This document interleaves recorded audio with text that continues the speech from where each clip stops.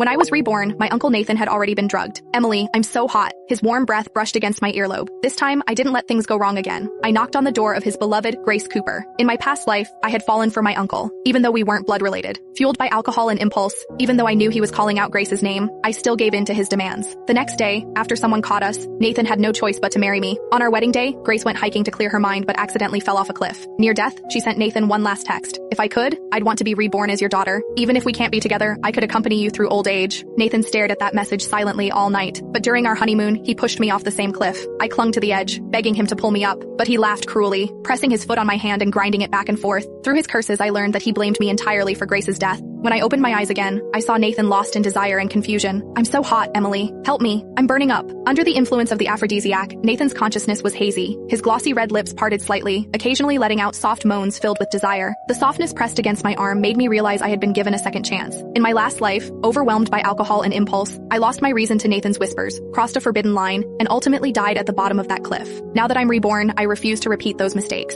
Grace was staying in the guest room on the second floor. The moment I knocked, I pushed Nathan into her arms. Uncle's drunk. He's been calling your name all night. After dropping that line, I turned and left, meeting Grace's complicated gaze. When I heard the door close behind me, I breathed a sigh of relief. In my past life, one careless thought forced Nathan to marry me, and Grace died falling off the cliff. Nathan hated me for it. To avenge Grace, he changed our honeymoon plans and pushed me off the same cliff. Even now, the fear of death still haunts me. This time, I let Nathan and Grace be together. The ending should be different, right? The next morning, when the servant woke me, I met Nathan's eyes as soon as I entered the dining room. Unlike the hopelessness in his eyes last time, this time his joy almost overflowed. Seeing me come down, he cleared his throat and lifted his hand from under the table, where he was holding Grace's fingers. Since everyone's here, I have an announcement. Grace and I have decided to get married. We'll let everyone know once the date is set. I'll take good care of Nathan. Grace smiled brightly. Soon we'll all be family. I hope everyone will look after me, the new member. Watching them so happily in sync, my thoughts wandered. If this were my past self hearing this news, I'd probably be smashing things or throwing a tantrum. Seeing my silence, Grace teased, Emily, not saying anything? Is that because you don't like your uncle getting married? Or do you just dislike me? I snapped back to reality and caught a cruel smile flicker across her lips before disappearing. Then Grace put on a pitiful expression toward Nathan. Nathan,